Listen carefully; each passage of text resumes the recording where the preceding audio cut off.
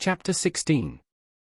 With my head full of George Bonwell, I was at first disposed to believe that I must have had some hand in the attack upon my sister, or at all events that as her near relation, popularly known to be under obligations to her, I was a more legitimate object of suspicion than anyone else.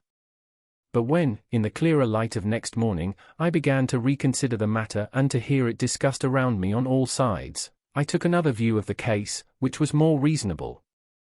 Joe had been at the Three Jolly Bargemen, smoking his pipe, from 8:15 o'clock to 10:15. While he was there, my sister had been seen standing at the kitchen door, and had exchanged good night with a farm labourer going home. The man could not be more particular as to the time at which he saw her. He got into dense confusion when he tried to be, than that it must have been before 9. When Joe went home at 5 minutes before 10, he found her struck down on the floor, and promptly called in assistance. The fire had not then burnt unusually low, nor was the snuff of the candle very long. The candle, however, had been blown out. Nothing had been taken away from any part of the house. Neither, beyond the blowing out of the candle, which stood on a table between the door and my sister, and was behind her when she stood facing the fire and was struck, was there any disarrangement of the kitchen, excepting such as she herself had made, in falling and bleeding. But there was one remarkable piece of evidence on the spot.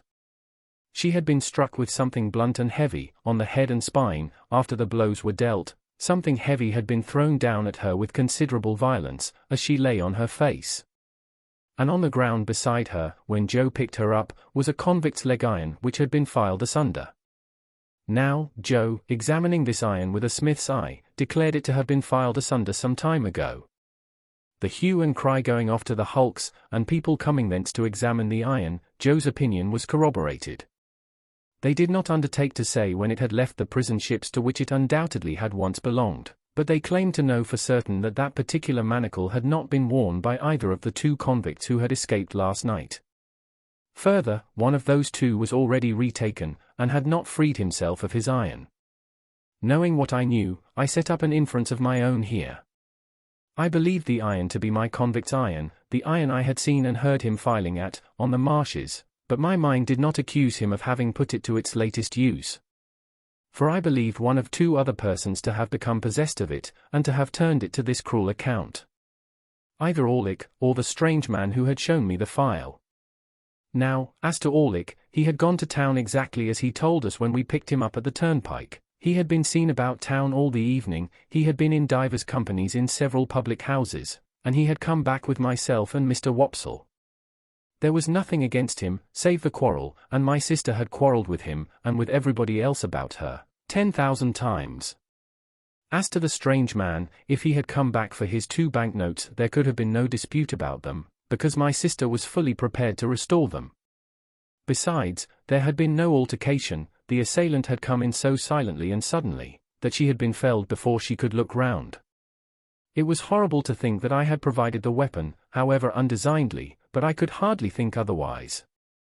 I suffered unspeakable trouble while I considered and reconsidered whether I should at last dissolve that spell of my childhood, and tell Joe all the story. For months afterwards, I every day settled the question finally in the negative, and reopened and rigged it next morning. The contention came, after all, to this: the secret was such an old one now, had so grown into me and become a part of myself, that I could not tear it away. In addition to the dread that, having led up to so much mischief, it would be now more likely than ever to alienate Joe from me if he believed it, I had a further restraining dread that he would not believe it, but would assort it with the fabulous dogs and veal cutlets as a monstrous invention. However, I temporized with myself, of course, for, was I not wavering between right and wrong, when the thing is always done? And resolved to make a full disclosure if I should see any such new occasion as a new chance of helping in the discovery of the assailant. The constables and the Bow Street men from London, for this happened in the days of the extinct red-waistcoated police, were about the house for a week or two, and did pretty much what I have heard and read of like authorities doing in other such cases. They took up several obviously wrong people, and they ran their heads very hard against wrong ideas, and persisted in trying to fit the circumstances to the ideas, instead of trying to extract ideas from the circumstances. Also, they stood about the door of the Jolly Bargemen, with knowing and reserved looks that filled the whole neighborhood with admiration, and they had a mysterious manner of taking their drink that was almost as good as taking the culprit. But not quite, for they never did it. Long after these constitutional powers had dispersed, my sister lay very ill in bed. Her sight was disturbed, so that she saw objects multiplied, and grasped at visionary teacups and wineglasses instead of the realities. Her hearing was greatly impaired, her memory also, and her speech was unintelligible. When, at last, she came round so far as to be helped downstairs, it was still necessary to keep my slate always by her, that she might indicate in writing what she could not indicate in speech. As she was, very bad handwriting apart, a more than indifferent speller, and as Joe was a more than indifferent reader, extraordinary complications arose between them which I was always called in to solve. The administration of mutton instead of medicine, the substitution of tea for Joe, and the baker for bacon, were among the mildest of my own mistakes. However, her temper was greatly improved, and she was patient.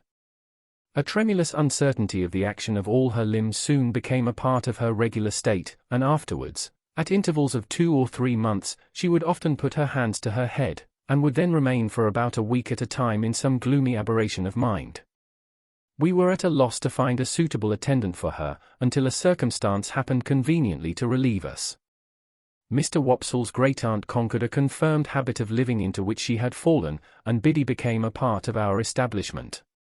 It may have been about a month after my sister's reappearance in the kitchen, when Biddy came to us with a small speckled box containing the whole of her worldly effects, and became a blessing to the household. Above all, she was a blessing to Joe, for the dear old fellow was sadly cut up by the constant contemplation of the wreck of his wife, and had been accustomed, while attending on her of an evening, to turn to me every now and then and say, with his blue eyes moistened, "Such a fine figure of a woman as she once were, Pip." Biddy instantly taking the cleverest charge of her as though she had studied her from infancy, Joe became able in some sort to appreciate the greater quiet of his life, and to get down to the Jolly Bargeman now and then for a change that did him good. It was characteristic of the police people that they had all more or less suspected poor Joe, though he never knew it, and that they had to a man concurred in regarding him as one of the deepest spirits they had ever encountered. Biddy's first triumph in her new office was to solve a difficulty that had completely vanquished me. I had tried hard at it, but had made nothing of it. Thus it was. Again and again and again, my sister had traced upon the slate a character that looked like a curious T, and then with the utmost eagerness had called our attention to it as something she particularly wanted. I had in vain tried everything producible that began with a T, from tar to toast and tub. At length it had come into my head that the sign looked like a hammer, and on my lustily calling that word in my sister's ear, she had begun to hammer on the table and had expressed a qualified assent. Thereupon, I had brought in all our hammers, one after another, but without avail. Then I bethought me of a crutch, the shape being much the same, and I borrowed one in the village, and displayed it to my sister with considerable confidence. But she shook her head to that extent when she was shown it, that we were terrified lest in her weak and shattered state she should dislocate her neck.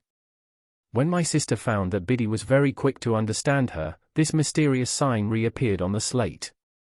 Biddy looked thoughtfully at it, heard my explanation, looked thoughtfully at my sister, looked thoughtfully at Joe, who was always represented on the slate by his initial letter, and ran into the forge, followed by Joe and me.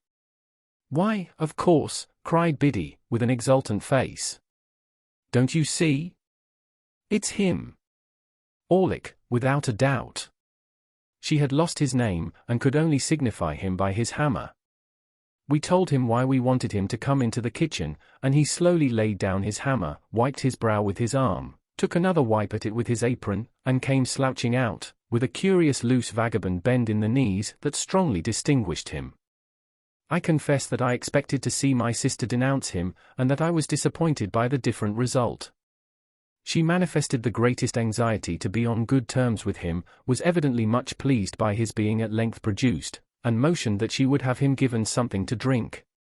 She watched his countenance as if she were particularly wishful to be assured that he took kindly to his reception. She showed every possible desire to conciliate him, and there was an air of humble propitiation in all she did, such as I have seen pervade the bearing of a child towards a hard master. After that day, a day rarely passed without her drawing the hammer on her slate, and without Orlick slouching in and standing doggedly before her, As if he knew no more than I did what to make of it.